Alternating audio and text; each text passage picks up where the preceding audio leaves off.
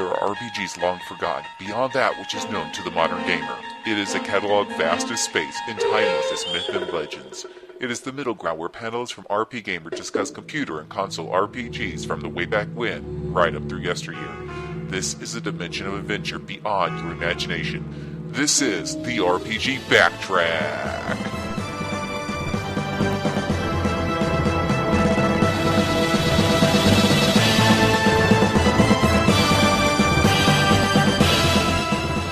And here are the hosts of RPG Backtrack, Philip Willis and Mike Meeky.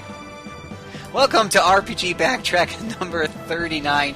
This is our Blast from the Recent Past monthly podcast where we talk about games, RPGs that came out 2 years ago. We review them so that if you happen to miss out on any of these gems or duds, you will be appropriately apprised, and you can go back and buy them if you're going to go back and, well, you don't want to buy the duds, but if you go back and buy the good ones, you can probably find them for a really, really good price.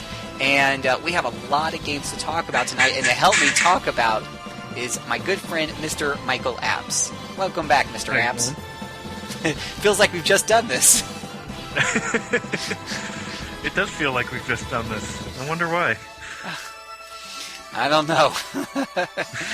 Woo, doggy. So we're gonna get right into it. We're not gonna be fancy with the transitions tonight. We're just gonna go right into our first games. We got a long list of games here. So yeah. So let's talk about first one on the list is Rune Factory Frontier. And is that the one on the DS or the Wii? That's the one on the Wii. It's the one on the Wii. Did you get a chance to play that guy? I did buy it, and I think I bought it not all that long after it came out. Played it for a little bit and, said I'd come back to it after I finished the DS one, which I never finished. So... Did you put it in the system? I did put it in the system. I played it a bit, and it appeared to be, just a nicer version of the portable Rune Factories. So would you say you played it for about 20 minutes? I would say I played it for about 20 minutes. Guess what? Same for you? Same for me. Look, let's do a high five. Woohoo! High five. Woohoo! But our good friend Mr. Tom Goldman did play it all the way through because he had to. He was reviewing it. So yeah, Rune Factory Frontier is a Wii iteration. Excuse me, pardon me, of the Harvest Moon spin-off series that's been doing really well on the DS. I think they're up to the third one now, where you can become a sheep somehow. Rumor has it. Yep. And that just came out a few months ago, right? Yeah, I believe it did. Yeah, and I actually heard it actually is reviewing pretty well for the most part. But Rune Factory Frontier didn't do too bad either. If you don't know, for those of you who missed our huge podcast about Harvest Moon, the Harvest Moon games, you're normally playing a character that has a farm and can plant plants and whatnot, and there's some RPG elements in the way that you, as you're planting your farm and you're reviving it, you're somehow helping out the town. You also get to interact with the ladies that are over there and build up friendships with them for the most part. Unless you're playing a girl, then you do it with the boys. And in some of the games, you can get married, have kids, and the whole 9 yards. And on top of that, you're buying. Eventually, you start buying chickens and cows and whatnot. And for Japanese, there's a really big appeal to this game, I imagine, since they all live in cities, and the idea of a farm is really far-fetched from them.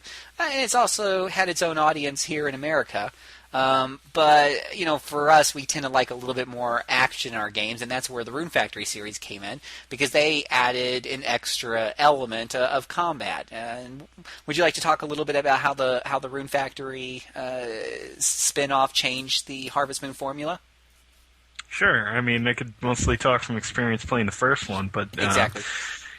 The combat and dungeon crawling is kind of integrated with the whole experience, which was really a surprise for me the first time I played the series, because I don't know if it's the same way in the Harvest Moon series, but you have your stamina, which you need to use for harvesting your crops and things like that, which also you need to use in combat in these games. And there's a lot of things you can get in the various dungeons that help you out with your farm. Like you can find minerals and wood to build new tools and things like that. And eventually you can capture the monsters, and they have them help you out on the farm. So, they just did they easily could have just shoehorned in combat and just, had it in there to try and get people to play the games. But they really did a good job of actually making it make sense in a Harvest Moon game. And I think they deserve a lot of credit for doing that. It's kind of... It's a bit simplistic, but, it does add a little bit of spice to the series. Have you played any of them extensively? No, I got a bit into the DS one. My wife was playing it a lot, so I got to watch her, and every once in a while I'd just play around with it. If she had a tough spot, I'd go in and try to help her out because I'm a little bit faster with the reflexes and whatnot. So I did get to definitely feel the DS version hands-on, and definitely, to me, from what little I played it was definitely a better fit for my gaming style and got me actually interested. Here. If I was going to go back and play Harvest Moon, and I've touched, like I said, my wife's been a big fan, and I played with him a little bit here and there. I've watched her play, but definitely seeing Rune Factory on the DS would be the one. If I was going to jump into one, that would be the one. So that's why when the Wii version came out, we went ahead and got it. But just like you, I just actually haven't sat down and taken the time to play it more than 20 minutes. Yeah. And that's not a knock on these games, because these are the kinds of things that are kind of slow to build up. So it's not something necessarily is going to hook you in right away. You kind of have to put a little investment in it to get the most out of it. Right. It's not going to be something that grabs you, by the nose and pulls you through. But if you do take the time to get into it, you might find it hard to pull yourself away once you invest the initial 10 hours or so and whatnot. And so to talk a little bit more about Rune Factory Frontier, Tom Goldman, who reviewed it for the site, basically said that it has a lot of those strings carried over from the DS. It gives you a lot of freedom as far as how much you're planting your crops, when you can plant your crops. It doesn't feel like it's forcing you into a linear storyline or anything like that. So that's good, because some of the Harvest Moon games feel definitely more linear and forced than others. But the game is definitely about time management, and you do have seasons, and those seasons are divided into days, and each day is composed of 24 hours, and so that's been a staple of the series all the way through, and it's very paramount in this game. He says, if you stay up too late, you can become sick. You have your stamina you have to be concerned about, whether you're engaged in combat or you're planting farms or you're crafting things or whatever have you. You got to pay attention to managing your stamina as well as your time and going back and forth. Now there is one characteristic or one thing about the game that he really gets into, which might be new because I don't remember seeing this in my limited experience with the DS version. There's these things called Roonies. You ever heard of these things before? No, I think that is something that's only in the Wii game. Well, apparently there are these... Unless they put it in the third game. Yeah. Well, apparently there are these little, critter-type things that you kind of sort of manage. Grass, air, water, rock. Roonies are populating each one of those regions, and certain Roonies will eat each other. Some will multiply faster than others. And if you manage your population well, it can make your crops grow faster, but if they're out of control or they're not balanced well, then they can actually make your things will actually grow slower. You can kind of balance them using an object called a harvester, but apparently that's a slow and tedious tool to use in order to take care of these things. And he said that the problem is that the Rooney balance can only be checked in specific locations and not at the act of transference, mandating the annoying habit of having to keep good notes handy. And other times they seem to multiply or die for unknown reasons. It sounds like they were kind of adding another layer of complication to the game that perhaps didn't need to be there. I mean, adding the complication of dungeon crawling was cool, but adding another layer, I think, on top of that kind of set the game back a step from reading Tom's review. But he was still... It's a lot to manage. Yeah, it's a lot to manage, precisely. But he said, with that aside, it's still a pretty fun game. It's still a deep experience that includes the farming, the dungeon crawling, the fishing, the crafting, and all that other fun stuff that we've come to know and enjoy about the Rune Factory and Harvest Moon series. And overall, he gave it a thumbs up with a 3.5 out of 5. So... sounds like a pretty decent game overall, despite some of its setbacks. Though, if you have a DS, you might want to check out. You might want to spend your time with those guys first, and only maybe fall back on this guy on this game if you really have some more time to kill and you're just dying for some more. That's what I gather, anyways. Yeah. So that brings us to the next game on our list, Pokemon Platinum. And I almost want to say this with a little bit of a paused breath, just because I just got through not too long ago spending a whole podcast talking about Pokemon games, and I still got those songs stuck in my head. So Pokemon Platinum for the DS. Oh, we forgot to do the official game introduction thingy that I usually do. Oh, well, we'll do that one here. Well, I won't go back with Broom Factory, but Pokemon Platinum was developed by Game Freak, published by Nintendo, and this was released here on March 22nd, 2009. It's a console RPG, rated E for everybody, despite the fact that it has a big, scary scorpion centipede on the front. I don't think the series or even the game itself needs much introduction, Mike. But no. Perhaps what you could do, because I know you're pretty familiar with this title, right? Unfortunately. So perhaps what you could do is before you give us your overall impression of the game, why don't you tell us what makes this stand out from Diamond and Pearl, since it's kind of like the gold edition of Diamond and Pearl? As far as I could tell, nothing. Well, there you go. The end. Game over. I know there were some extra features added to it, but I don't think it was anything too substantial. As is usually the case with these, the history of these Pokemon releases, like Pokemon Yellow and what was the one on Game Boy Advance? Emerald? That was... Oh, hell. I don't remember. Ruby and Emerald or something? Yeah, maybe. Yeah, I don't know. But yeah, it's pretty much, just a slightly improved version of the previous two releases. Mm-hmm. Which, and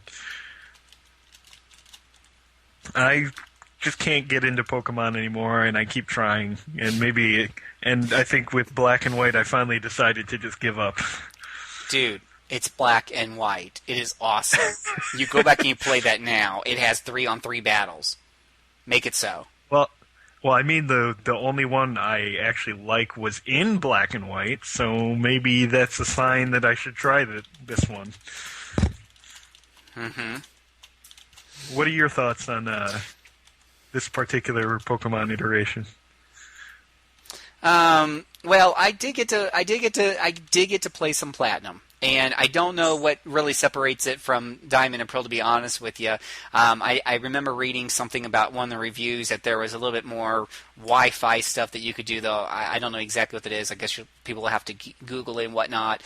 There was a distortion world of some sort, but I didn't get anywhere towards that, so I'm not even enough of an expert to talk about that. There was, I think, some battle frontier or something, or rather that I remember. It's just a couple things I remember reading here and there in reviews, because I was looking specifically at those differences. But mostly when I was playing it, I didn't, like you, I kind of played it for a while and kind of got out of it, because for me, the big problem was just the pacing of the game. It's really funny, because I had played the original Pokemon on the Game Boy way back in the day, and I had gotten up to like 30th or 40th level before I stopped, and I stopped way back in the day, because even back then, it felt too deliberately paced, and it felt too simplistic. And I know it's deep in its own ways. I know there's the weaknesses in the strength system and all that other fun stuff. But in order to get to those good battles where maybe I actually have to use some of that more often when I'm fighting the gym leaders or something like that, I have to go through tedious battle after battle after battle after battle against these no-name Go-Bats and things like that. And and half the time they wouldn't give good XP because I was in the wrong area. It was just really, really slow. It took forever to get from place to place, and then the battles took forever to resolve. I'm okay with simplistic JRPG battle systems, like I was saying earlier, Dragon Quest IV in the other show. I needed to actually go faster, and Dragon Quest IV at least has the option to make the battle speeds fast, and you can get through them pretty quick. So when I played the funny thing was when I played Pokemon Platinum, I played it for like a few hours and I said, this isn't any different than the one that came out 15 years ago. It's got some colors, but I don't even think they had animations. And the sounds were the same, and the battles were still taking forever to get through. And I was just... That's what really gets me, the sounds. Yeah, the sounds were horrendous. Even I recognized it with my short-term memory from 15 years ago. I mean, they still do that with Dragon Quest, but at least it's kind of, that's part of the charm there.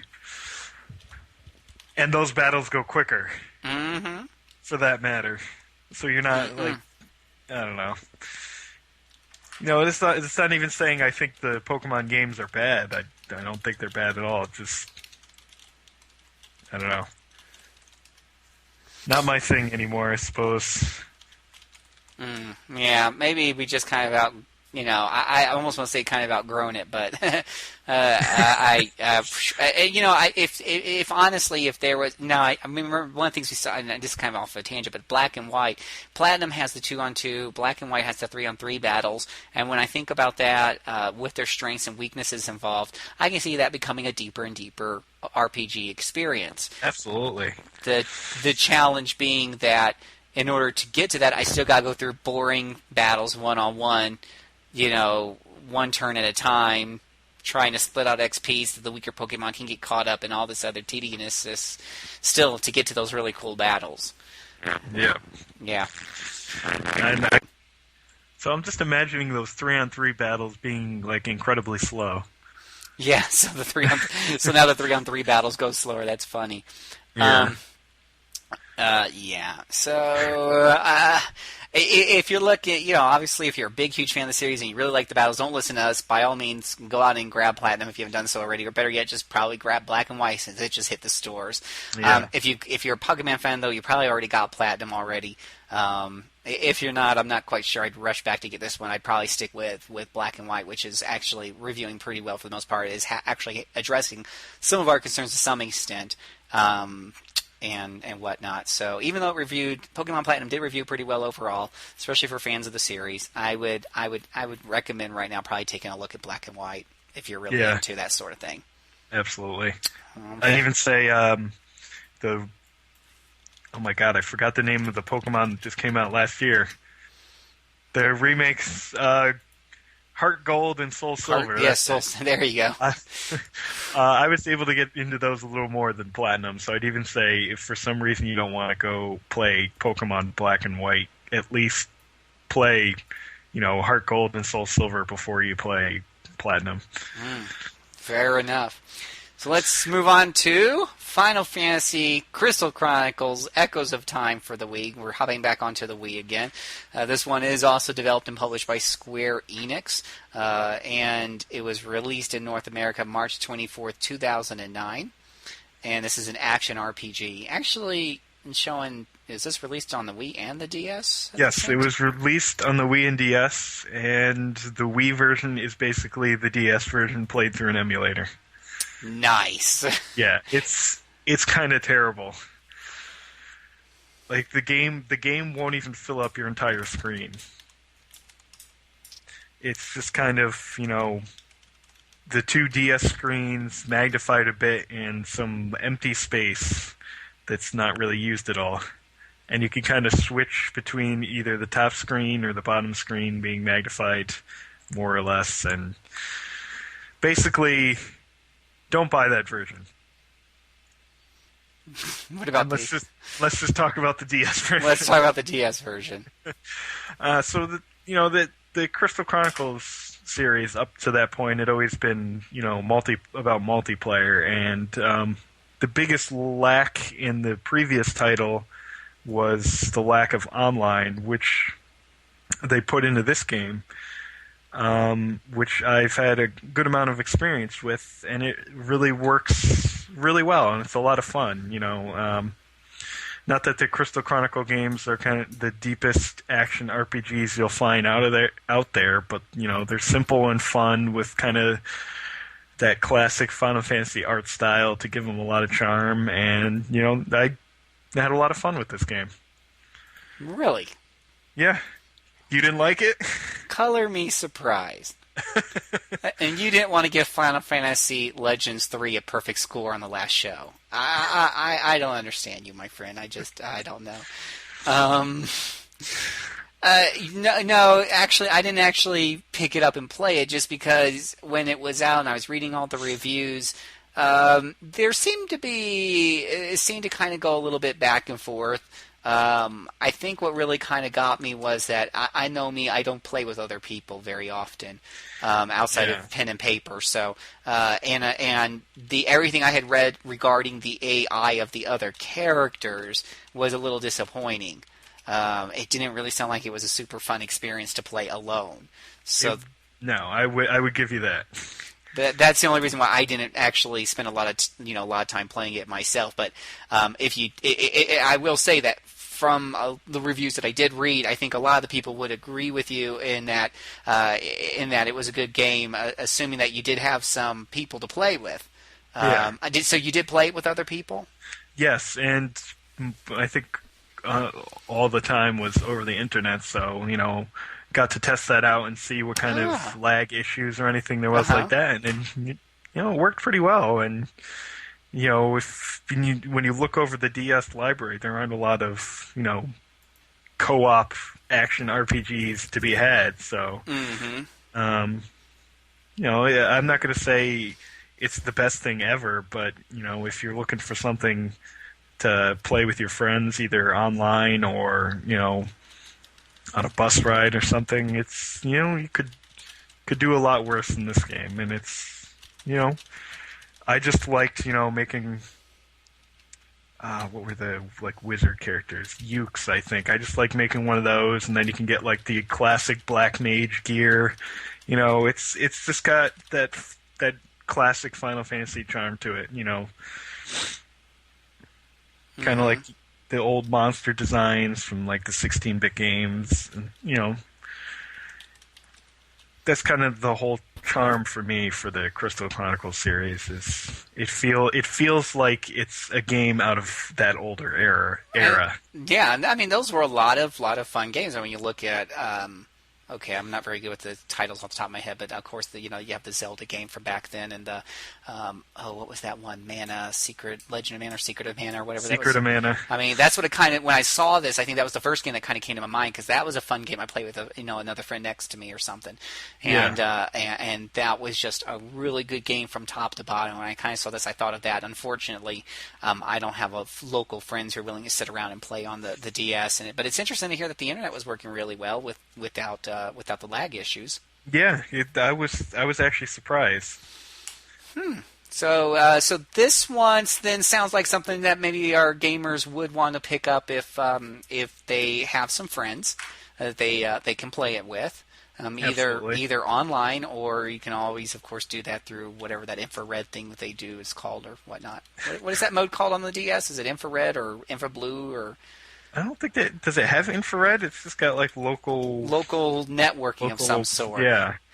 Well, and if you want to play it with a friend, now here's a really cool idea. I mean, back in the day, you'd go out and when it came out, it was probably 30, 40. Well, being a square tile, it was probably $40. If you wanted to buy it for a friend and you to play together, you probably had to plunk her down $80.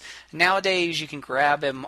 You can grab those online for about $15 after postage. So for $30, you're going to be able to grab an extra copy for a friend and say, "Hey, here's a game I want to play on the DS together. I'm even giving you the copy so that we can, we can play online, and it costs you less than Pokemon Black and White. There you go." There you go. I'd say the biggest the biggest problem with this game, which I would be ashamed with myself if I didn't mention it, is it's only got one save slot, which Ooh. for this kind of title is a bit annoying. Because for this type of game, you'd often want to make multiple different kinds of characters. Yeah. And that was kind of a big downside. You can actually, the AI controlled characters you actually go and make, so you can actually make them and then switch to one of them if you need to, but you can't actually create a new character and start the game over from the beginning. Which wow. Maybe you need to buy extra copies of the game just so you can do. Yeah, but so is it the best thing you can find out there? No, but for it's decent. It's a decent little action RPG. Okay. And it's not as expensive to set up as the original Crystal Chronicles. Well, unless you don't have the DSs. Yeah. Oh, if you don't, wow. If you don't I caught have myself there. Now, wait. Oh, maybe you know the answer to this. If you're using the Wii, can both people play off that same Wii at the same time, like with two different Wii controllers? No. Oh, well, forget that. Screw no. Because it's just an emulated. Right. version. That's what I was thinking. Yeah, you can play with people on the DS. I know you can do that online. I don't know about local multiplayer, but you can play with people online if for some reason you don't have a DS and want to play this with your friends.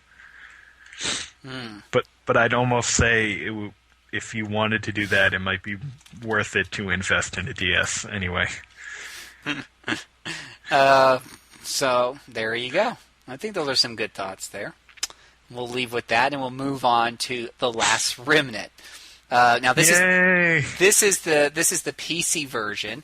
That's why because some people are probably thinking to themselves, "Wow, that game's been out for longer than 2 years." Well, on the Xbox it has, but on the PC it came out a couple of years ago. An interesting little story is that The Last Remnant is probably the game that triggered my Steam addiction because I saw it in the store on the disc a couple of years ago.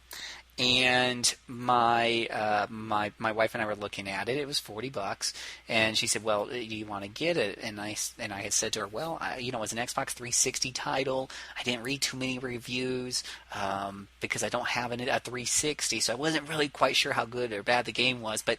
It had pretty pictures on the box. And it was made by Square. How bad could it be? So I went ahead and I bought it. I took it home and installed it, and it said, "You must activate this game on Steam to play." Now, at the time, I had an active Steam account, but I only had a couple of games on it. I didn't like the idea of Steam and having to have these games that had to be managed through an online account. It just seemed like an intrusion of privacy. And I didn't read the small print on the box that said, Steam account or Steam activation or something along those lines. So I had to go ahead and, get back into my Steam account, reset my password because I had forgotten it, and get that game activated, through there. Yeah. Once I had done that, and I got more into Steam, and nowadays I have like 300 games, and so like they say, the rest is history. So this isn't a Steam podcast though, but I like to get those little stories in sometimes. Yeah. So the last Remnant is another one of those games that I personally haven't put a lot of time into. My wife actually played it a little bit. And I kind of watched her from the side, and one of my best friends played it all the way through. And gave me play-by-play detail, and it sounds like a very deep and interesting game. But you've actually put some time into this, right? A decent amount, yeah. And I actually had a similar experience in that I hadn't used Steam a lot prior to this game. And when I found out that it had to be activated through Steam, was kind of unsure about that until I realized that it meant that I wouldn't have to have the CDs in, and if I ever lost them, I'd be able to re-download the game. Mm-hmm. And, that kind of clicked for me. But, I had tried a little bit of the Xbox version, which was an absolute mess, and, here all those issues are gone. Like, if if you've never played the PC version, all the loading issues, a lot of the performance issues and everything like that, they're just gone. I don't know how else to say it. Like this is the version I wish they had released to begin with. Yeah, because it did address a number of those 360 issues. Yeah, but I think the easiest way to kind of give people an idea of what this game is like is, you've kind of got somewhat typical Japanese RPG combat, only instead of controlling individual characters, individual characters are replaced by groups of characters. So instead of you have 4 characters and you give them each commands and then those play out, you're giving 4 groups commands and then those play out, which makes for some interesting battles, and it's a really neat idea that I'd probably like to see tried out in some more games. What are your experiences with the battle system? I actually didn't get into that. No? Other than that very first one, which was like, oh, wow. But everything that, that my friend had told me about the battle system, so it basically sounded to me almost like Ogre Battle, but kind of like more in real time. Is that... Does that come because you got these different groups that you're kind of controlling, that you're in charge of, and you're giving them kind of general AI orders as opposed to individually controlling each one of them? Yeah, I'd say that's a pretty good comparison, other than for the individual battles. I mean, it's not anything like, how Ogre Battle's like a kind of like a real-time strategy game. It's not anything like that. Just like the individual battles, like an Ogre Battle, where you'd kind of just watch over and maybe interfere every now and then. I'd say that's a good comparison. A lot of what you're going to do in the game could involve like pre-battle preparation, and maybe less so in the actual battles. So, I mean, and so he really, I think if you're the kind of person who can enjoy those types of RPGs that are a little bit more strategic and a little bit more pulled back, he was really, really getting into it. But I know other ones of my other people that I know really couldn't get into it because they found that kind of layering of the game to be unapproachable for them. They're more accustomed to a more traditional approach to how their RPGs are resolved. Yeah, if you're the type of person that needs like absolute control down to the smallest detail, you'd want to avoid this game like the plague. But if that's not a problem for you, then I definitely think it's an interesting game that's worth checking out. The story is interesting enough, decent voice acting, and the graphics are really nice. They're very nice. Yeah, I mean, this is definitely Square Enix's work, and when I saw that, it was actually the game that we also used to test on my wife's new Windows 7 computer, just to, because we knew it has really nice, definitely nice looking graphics. You can it looks like something that comes out of Final Fantasy Online or something like that. At least that type of design work, but with more detail. Absolutely. Yeah. And they've really made this game was made using the Unreal Engine. They really made good use of it. So, it almost seems like they kind of rushed out the 360 version, which is kind of a shame because I think if whatever the first version had been, kind of a more sound technically, it may have been received a lot better than it was. Because I doubt too many people rushed out to buy the PC version when it came out. Yeah, and it's really a shame too. I mean, one other thing I'll definitely mention though, it was a little hard to get start up.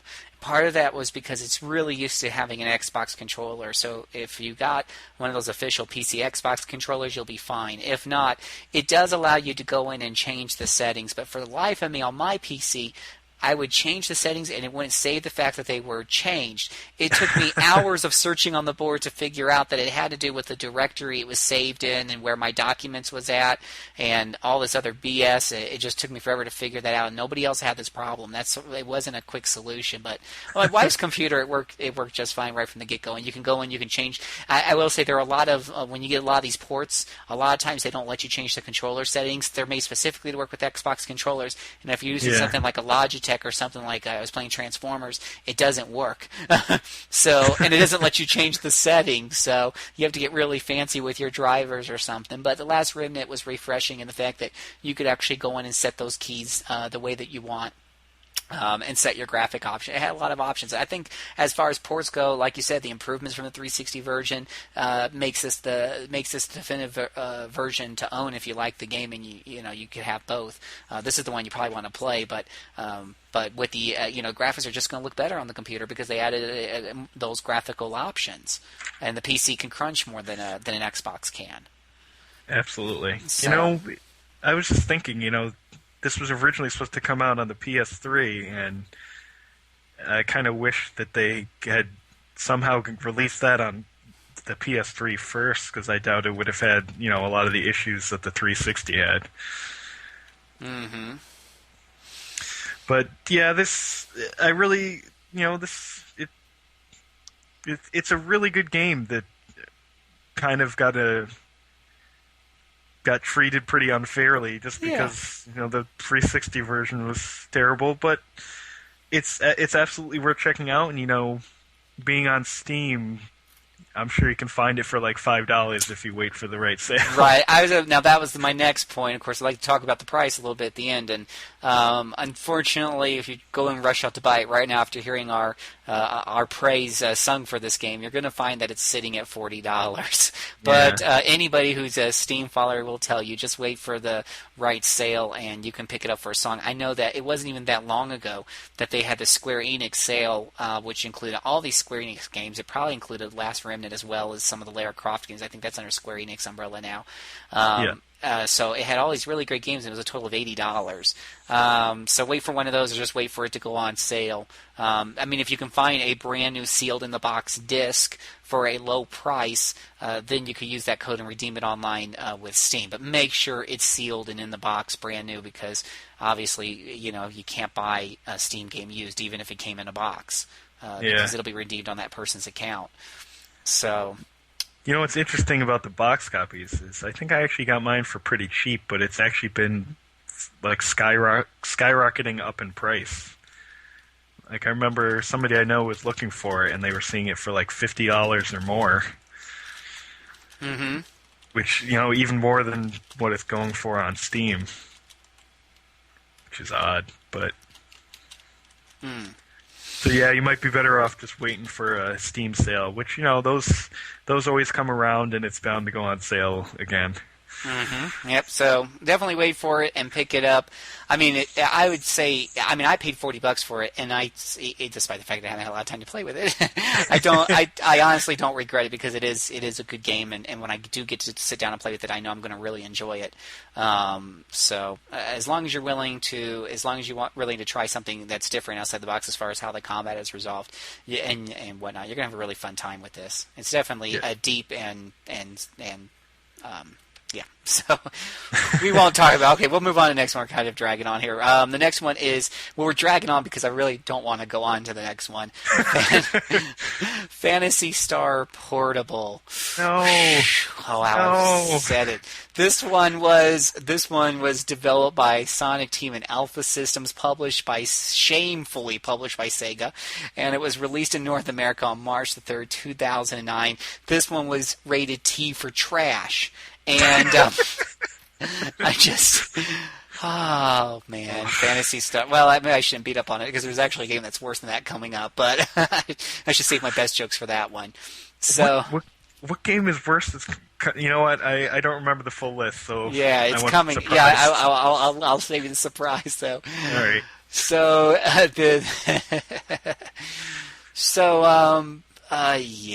Phantasy Star Portable. Wow, where do we start? If you liked Phantasy Star Universe, Was there anybody that liked Phantasy Star Universe? Nobody I know of. Yeah. I don't even know what to say about this game. I mean, I understand why it was made, trying to cash in on the Monster Hunter craze, but So part of the problems is that it's kind of intended to be somewhat of an MMO, but but it doesn't do a really good job of doing that. There's a lot of grinding. There's a lot of missions which really don't seem to contribute to a larger story. They're very formulaic. So you kind of feel like you're doing the same things over and over again, whether it's at level 1 or level 20 or so on. And since it's originally intended to be an MMO, there's just irritating things that came in, even into the single-player mode. You can't pause the game, for example, even when you're in single-player. The game can only be saved in a central town hub, which doesn't make it great for gaming on the go, where you're normally pausing and saving wherever the heck that you need to. I mean, heck, I'm playing Ys Chronicles, which was a remake of the very first Ys from 1988, and that game at least lets me save anywhere. I mean, shoot, this one, no, can't do that. I think it was actually even 987 to make it even older. Yeah. So you gotta wonder why they even bother with the single player mode when clearly from top to bottom this was meant to be played, multiplayer. But then so you take something that feels like an MMO, tastes like an MMO, smells like an MMO, but there's just one teeny tiny problem. It's not an MMO. It's not an MMO. It's ad hoc. Ad hoc. So you have to find like 3 other people or 10 or whatever. You got to get these people together with the same copy of the game and sit down and play this. Ad hoc. Even the game we were just talking about, Crystal whatever doohickeys, you could do that through the Nintendo thingy over the net. This one has to be done, pretty much ad hoc. And I like this comment. One of the comments that Adrian put on his review, our very own Adrian and Odin review this. He said Phantasy Star Portable seems like it was designed for a subculture that simply doesn't exist in North America. The same subculture that plays Monster Hunter Freedom in Japan. On this side of the Pacific, you'll be hard pressed to find 3 nearby people who own PSPs, let alone 3 people who own the game. Well, the thing is, Monster Hunter, you can get into that even if you don't have anybody to play with. Mm-hmm. This, even if you have people to play with, is kind of boring. Mm-hmm. And I mean, and part of Monster Hunter, I was talking with a friend who plays on that on the Wii, at least he can get online and play with other people, even if it's complete strangers. That's what playing an MMO, that's part of what an MMO brings to the table. You know what? I play World of Warcraft. I'll be honest, I never meet my friends on there. I play with complete strangers. Without those strangers, it's kind of, even World of Warcraft is kind of a, kind of an empty game, even with all of its good stuff in it. But yeah, this just unfortunately was just, I made for a different type of culture that sits around where you got 20 people on a train and they all just happen to have the same game popped in, and that's not here in America. So, but even worse than that, it's if you take a really mediocre console game and port it to a portable, it's without changing too much, it's still a mediocre game. So Phantasy Star Universe wasn't good, and this isn't. Yeah, this isn't. It isn't. So let's not dwell on the negative. Let's move on to Avalon Code. Well, the good news is that the sequel is a bit better and does have online play. But, you mean on Fantasy Portable? There's but sequel? Never mind that. Let's talk about Avalon Code. Oh, I didn't know there was a sequel. Yeah, there is a sequel, and it is better. So if for some reason you need to play one of these games, skip immediately to the sequel. So let's talk about Avalon Code. This is Avalon Code was developed by Matrix Software, published in North America by Marvelous Entertainment and Xseed Games. This is released on March 10, 2009 on another Nintendo DS RPG. It was definitely a good time for lots of RPGs on the DS.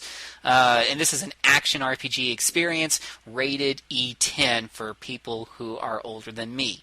So So, Avalon Code was another one. Was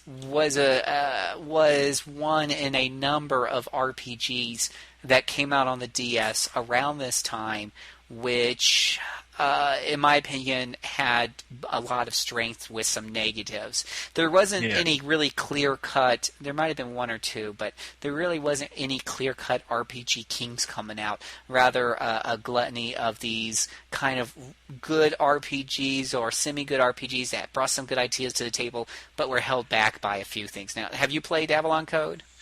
I played a bit of it. I really... maybe it just wasn't what I was looking for at that time, but I really couldn't get into it and eventually ended up returning it. It's a neat idea. I guess I was just looking for, I don't know.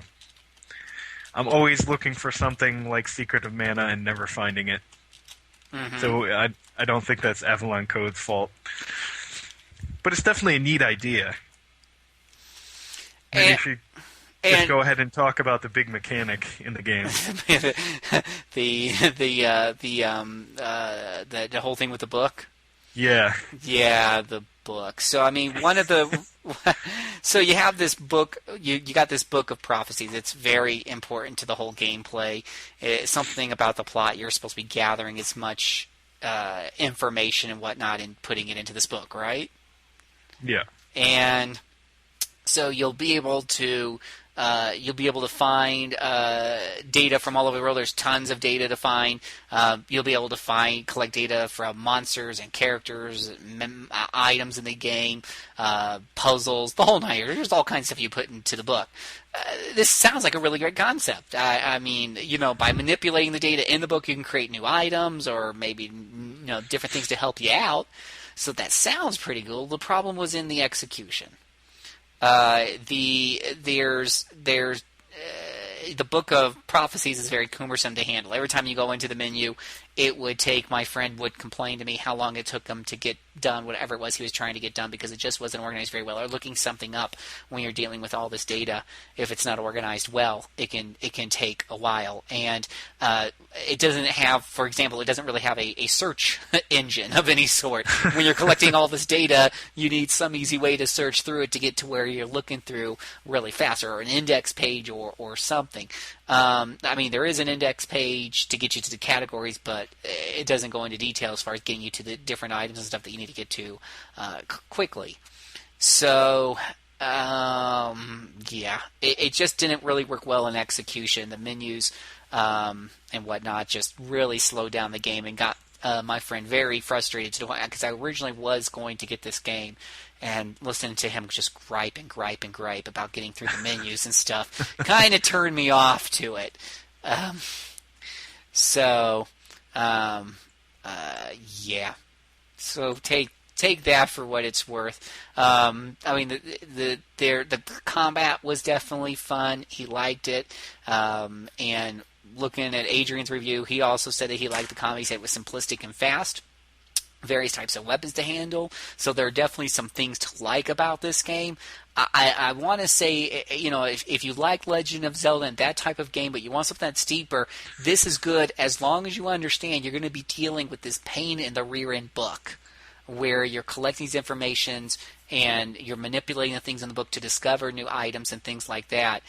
So keep in mind that that this is a big hampering point for a lot of players, and if you're an extremely patient person that doesn't that doesn't mind spending your time flipping through pages a lot, then you probably get something out of this. And I mean, at the end of the day, despite its setbacks, and Adrian mentions the same design problems in his review that my friend kept telling me about.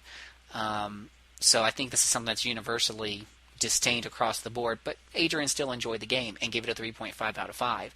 So it's by no means a bad game. It's just one that you have to understand what you're getting into, understand the flaws about the game that you're getting into it, and if you can approach it with that patience at hand, you can actually have some fun with this. with a lot of Sounds patience. Sounds like I should give it another try. As long as you have the patience. Now, I will personally absolutely admit to not being a patient gamer. You just heard me go off on Pokemon because I think the battles take a little too long. They take 30 seconds instead of 10 seconds. I'm that kind of gamer lately anyways because my time's been kind of pressed. But, for those of you with a little bit more time and a little bit more patience, it does look like a pretty decent game. My friend actually did play through quite a bit of it. I can't remember if he completed it or not, so apparently it wasn't like he was slamming it down from the first minute or the first hour or anything like that. You can actually, I think maybe paying $30 or $40 might have been too much with that consideration in mind, but nowadays you can pick it up for under $20 off of eBay or half.com, so check it out. That one is Avalon Code. Any other thoughts that you'd like to add about Avalon Code before we move on to the pink elephant in the room? Yes. Even the best game ideas can be ruined by poor UI design. Yeah. Developers, please, double check the UI design. We're begging you. It's very, very important. Mm-hmm. So, this next game, I don't believe it was held back by its UI problems, but rather some other problems. Manichemia Student Alliance. Oh, dear God. For the PSP. Oh. Oh, my goodness. Let's just say you got a winner on your hands when, from the moment you start the game, you go through this long series of loading screens. Like, at some point, you actually think there's a loading screen for the loading screen. Literally. And I'll read this paragraph from Alex Reimer's review. He says, one of the key problems of Student Alliance is the technical gremlins. From the moment the game starts, a frequent series of load screens bombard the player. Every place and screen must be loaded separately, and many times 2 load screens pop up while heading deeper into a dungeon or returning to school. When the game stops loading, a new set of issues arise in the form of frequent lag. Opening menus almost always meets with slowdown, but lag can occur nearly any time without cause. So this was the initial impression, and I praise this guy because he went through all 50 hours. Well, you see, the worst part about this is that the game is actually good. It's a port of a PS2 game. The game itself is actually good, and it's just painful that it's so marred by these awful technical issues. Like, I got it from PSN, and you'd think as a download it wouldn't have as many issues, but the load times still aren't great, and I've also had on several occasions parts where the game will just freeze on me, and the only way I've been able to fix it is by popping in the actual disc-based version and continuing past a certain point, and then I can switch back to the download version, which is awful. So I was about to just say, so you've confirmed what I've been told through my other sources is that even if you have the USB version, it doesn't help. No, it doesn't. And the load times are a little better, but you're likely to run into other issues. Mm-hmm. And what's funny is I've heard that the version we got actually has better load times than the original Japanese version, which I can't even begin to imagine. So, and I won't go too much into the actual game itself. I mean, suffice to say, if you don't know this already, Manichemia is actually a decent traditional JRPG style type of game, and I know we have a lot of JRPG fans that listen to this, and we'll just tell you, if you're looking for a traditional this type of experience, do yourself a favor and just grab the PlayStation version. It's like, yes, please. Just do yourself a huge favor. Stay away from. Yes, we'd love to play these things in the palm of our hand. I adore playing JRPGs in the palm of my hand because I can watch TV at the same time. As I mentioned before, JRPGs can be pretty thoughtless at times, and so they're perfect for sitting in front of the TV and watching something else while you're playing with them. But in this particular case, don't do it. No. It's not worth it. Even if you've played the original and you really like it, and you'd really like it to like to have it on the go, it's not worth it.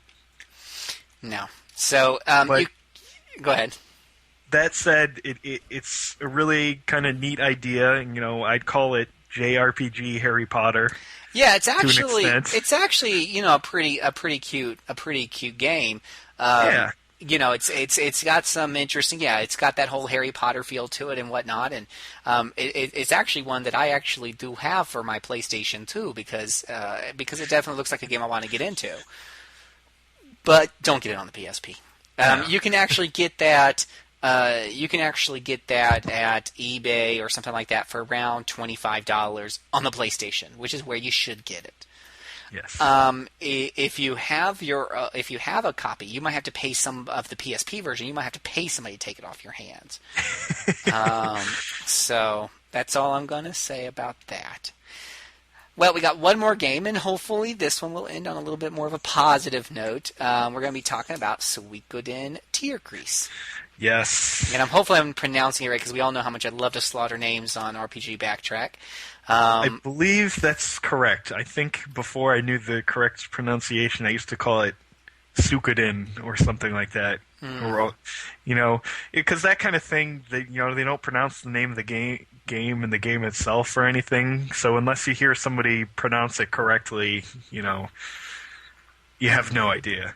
But so you enjoy JRPGs with really quick battle systems, right? Right, but hold on, let me give it his official introduction. All right. Suikoden Tierkreis is developed and published by Konami for your Nintendo DS, released in North America on March 17, 2009. This is a console RPG experience, and it is rated E10. 10 is how many seconds you have. Go! No, I'm just kidding. So please, now this is actually, you're not going to hear me say too much about this because I do like the Suikoden series. I won't call myself a diehard fan, but I do own most of the Suikoden games. But I'm not so much of a fanboy that I buy the bad Suikoden games, or if I do, I just use them as coffee coasters. So Suikoden, when Tierkreis came out.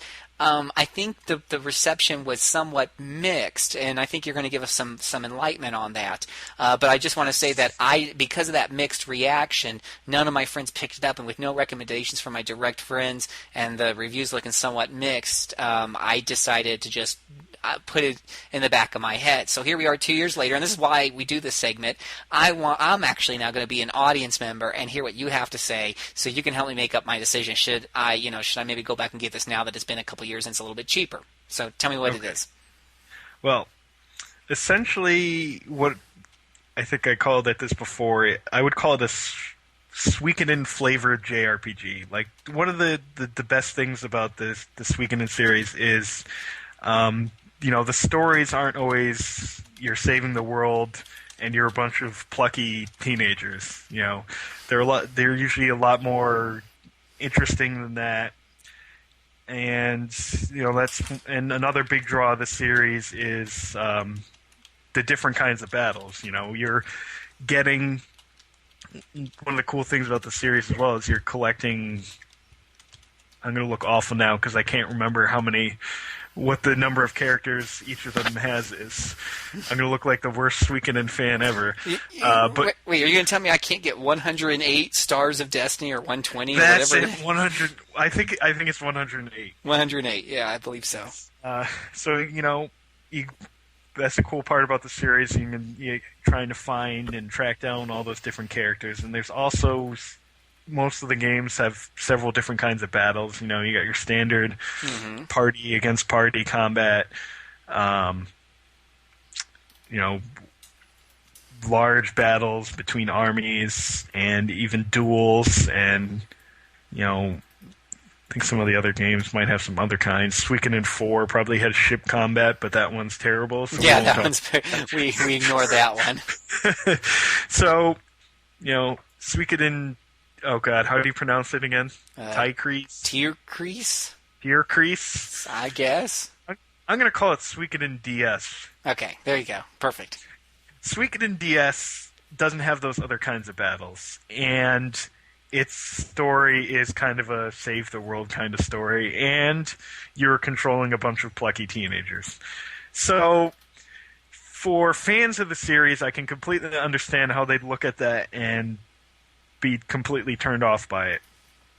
But the good thing is that it's actually a pretty good game. It's got the really quick battles that the series is known for. You can still, collect all those characters. Story's interesting and kind of ties in with the rest of the series. I don't know if the localization is the best, but it's not like horrible or anything like that. It's not Ark Rise Fantasia. So it's, it's not the best thing ever, but it's not as bad as Suikoden 4 by any stretch of the imagination. Mm-hmm. So yeah, at the prices it's probably going for now, it's it's a long and pretty big RPG. I'd say it's definitely something that people should check out. And if they're new to the series, go straight from that to the series proper. Yeah, because you can get the first one off the PlayStation Network store, because I've got that. We're waiting with the bated breath for the second one, but I heard it. Is it coming? Have you heard that the second one's coming to PlayStation Network? I haven't heard anything, and I know there were some issues with the original release, but I remember hearing that there's a town in the game. It might not be till like the post game that is completely untranslated or something. But I mean, we're getting some games on the PSN that are, Japanese imports without any translation, so I can't see how that would be a big issue. But I haven't really heard anything about it, and it'd be really nice to have, considering how expensive the second game is. Mm-hmm. And, I think Suikoden 2 is probably would be fit into that category of greatest games that no one's ever played. So what because it's expensive. Well, what? Oh yeah. So we can into. Oh my gosh, freaking arm and a leg. That's why I refuse to. I will. If it comes out on PlayStation Network, great. If not, then Lord knows I won't play it again. I did originally own it, and I wish I had held on to it, because I held on to most of them, because I'd be a rich little monkey right now. You want to know something awful? What's that? I paid $118 for it. OMG. I don't regret it. No, it's a good game. Just make sure you sell it before they announce it for the PlayStation. Oh, absolutely. That is, I mean, it won't dip in price all the way, but it'll dip in price if it ever gets a re-release. Yeah. So, and then you could get 3 and 5 easily enough, I'm sure, for the PlayStation 2. But of course, you want to skip 4. Just 4 didn't happen. 4 just ignore that. I don't know. Is Tactics any good? That's Suikoden Tactics, right? I actually do have that one. That one kind of came. I didn't play super far into it, so I wouldn't be able to compare it with the storylines or anything like that. But the combat itself was very traditional tactical RPG type of stuff. Nothing too terribly deep or anything like that. It didn't grab my attention, so it kind of went back on the shelf and went in the backlog. As it didn't really do anything to make me jump out and say, yeah, this is what I want to do. So, about going back to Suikoden for a minute, you sound like you like it. And, I do. And Jason Schreier who did the staff review agrees with you. So my question is, what specifically about this? Let's separate from the other Suikodens for a minute. What specifically about this game makes it stand a little bit taller, worthy of getting a 4 out of 5 that Jason gave it? What makes it stand heads and shoulders above some of these other shelllware games that we were talking about? Well, I'd say one of the things is the combat system. Apart from everything else that's been taken out of the series, it doesn't have that the rest of the series has. It's got that really quick and really fun combat that even probably goes quicker than some of the than 3 and 5. Because I know, as good as 5 was, it had some loading time issues. So it moves quickly, which is something that people really like about the first 2 games in the series. So it's got that. It's got a really good visual look to it. I'd say it kind of has that early PlayStation 1 style where you've got like the pre-rendered backgrounds and kind of got blocky 3D characters moving around on it, although they certainly look better than, say, Final Fantasy VII. It's a pretty large game too. It's considering how many ports and things like that there are on the DS. It's nice to have a kind of fully featured RPG that was developed directly for the system. Mm-hmm. It kind of like Dragon Quest IX. It feels instead of taking a console game and shrinking it down for the system, it feels like something really designed for the system. So, in that respect, it's really good.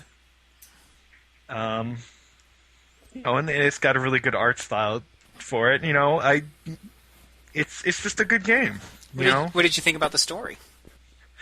I like the story. It deals with kind of parallel dimensions, and that's kind of a story element that I always enjoy.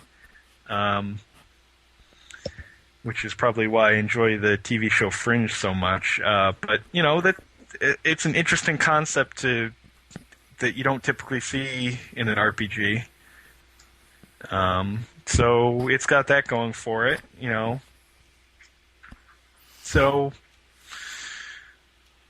trying to think what else I can say about the story. It can be a little too chatty at times, which is something that a lot of Japanese RPGs have an issue with lately. But nothing too terrible. There's some interesting characters. It does have some voice acting in it, which is a bonus for a DS RPG. And the voice acting is surprisingly good. So it just feels like a big experience for a DS RPG. Now, interestingly enough, the demand for this game apparently supports your opinions because really the price has not gone down significantly. Oh. On eBay, I'm having a hard time finding something that after shipping is less than maybe what I could buy it for brand new from the store. Oh. It's ranging anywhere after shipping from $30 on up. If you buy it brand new off of Amazon, where they apparently only have 3 copies in stock. Actually, it's not even sold from Amazon. It's one of those third-party deals. Where it's just done through the Amazon website. So I don't. But anyways, they're saying 3 left in stock, and that's $37 plus shipping, which comes out to $40. So you're looking $30 to $40. So 2 years after the fact, is it still worth $30 to $40 in your mind? I would say so. Yes. Considering some of the shovelware we talked about, this one is still worth the original price, I would say. Mm-hmm. So there you go. That will be our last game there, and I'm just looking through to see if I can find any better deals on eBay at the time. And we're going to leave our listeners with that. Mr. Apps, it's been an absolute pleasure going through these 8 wonderful little blessings together. Yeah, that was fun. Blessings and curses and stuff. Taking a little trip through March. It was definitely a month for portable RPGs, if nothing else. I'll say. Yeah, I mean, just one constant. I didn't even realize all those came out in the same month. Yeah, for the most part, yeah. Did you have anything you wanted to say to everybody before we left? The Weekend in series is awesome. Please support it so that they'll maybe, I don't know, I guess you could buy the Weekend in one on PSN, since that's probably the only one they're still making money from. Maybe if enough people buy the first one, we'll get the second one, and then that copy you spent $100 for will be worth $10. And then maybe eventually we'll get a Weekend in 6, though probably not. Is there one in Japan? No, okay. There's none in Japan. Not too many rumors that it'll happen, so not looking too good for this series. But it was great while it lasted. Well, there's the thought. Everybody go out and buy Suikoden right now. Do it. Make it so. There you go. PlayStation Network. It's like $10 or something like that. There's a lot of good games on the PlayStation Network. Yeah. It's actually only $5.99. Oh, $5.99. And that's actually something we used to do on Backtrack from time to time and whatnot. As we would talk about some of the games that kind of came out on the PlayStation Network. And I know there was. Well, I mean, for the last few months, they slowly were releasing Arc the Lad. I think they got all those guys out now, right? Arc the Lad? Mm-hmm. Yes, those are all out now, 1 through 3, and was it Arc the Lad Arena or something? Yeah, and I don't even remember if that was really good or not. I don't know either. Yeah, they got, and it wasn't too long ago they came out with, oh my gosh, what is that one? Vagrant? Is it Vagrant Story? Vagrant Story, yeah. Yeah. From the creator of Final Fantasy Tactics and Ogre Battle. Mm-hmm. I can't remember the guy's name.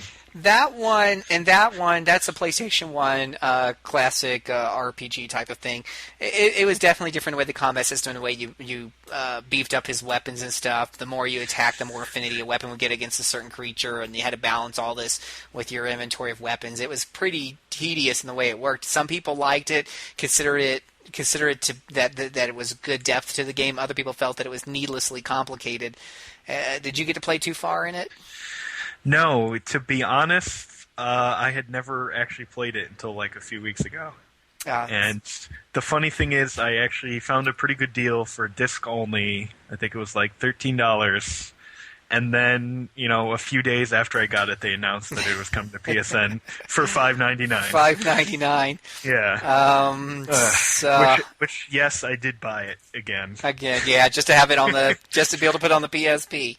Exactly. Front Mission 3 wasn't that long ago as well, and I anybody who's listened to all of the podcasts here knows my love for Front Mission 3. Just an absolute awesome tactical RPG from top to bottom. Heads and shoulders above its time, and stands right up there, in my opinion, with Final Fantasy Tactics. As long as you, as long as you can get past the fact that it's kind of a gritty future, because it has to do with robots, and the fantasy part of it isn't quite as captivating because it's Japan, but it's in this scenario people are fighting. It's politically kind of deep. Of course, I'm the kind of type of gamer that cares more about the actual gameplay mechanics and the storyline. To put this game in perspective, it takes a long time to get through. I remember my playthrough was 80 hours or so, and you got to understand, I don't complete games that take 20 hours.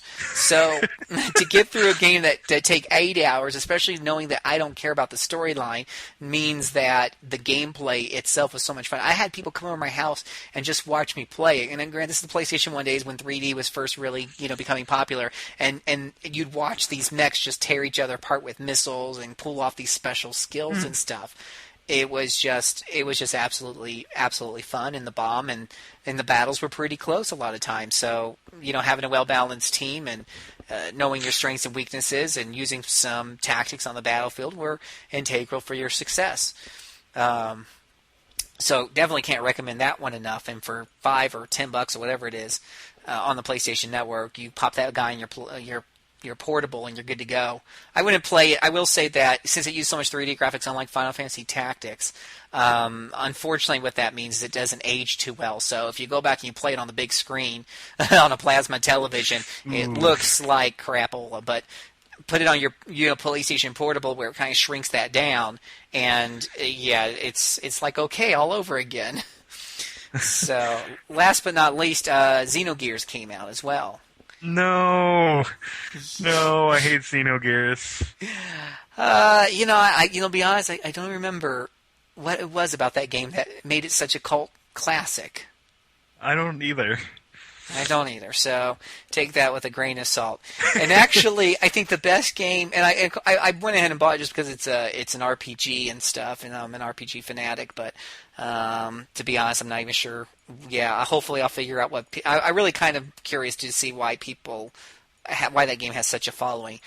Actually, I think the best PSP game that I bought from the last few, on my little shopping spree to catch up with the latest PlayStation Network releases was Pac-Man. Championship Edition. Awesome. Pac-Man. Waka. Yeah, awesome stuff. Waka. So, anywho, that's our show for tonight. Woo! We're getting a little ditzy here, and I haven't even actually broke up the vodka yet or anything. Mr. Apps, I really appreciate you hanging out with me for this long tonight and getting through this show together. Our audience, of course, we always thank you. As a reminder, RPG Backtrack is a production of RPGamer, your source for RPG news, impressions, reviews, articles, and home to the best gaming community on the net. Write your questions and comments on our boards or email jcservant@rpgamer.com and help shape our future shows. Don't forget to follow us on twitter.com/rpgamer and become our biggest fan at our facebook.com/rpgamer. As always, listen to our previous podcasts as well as our sister shows RPG Cast and RPG Sanctum, both found at rpgamer.com. And with that, we wish you all a great evening.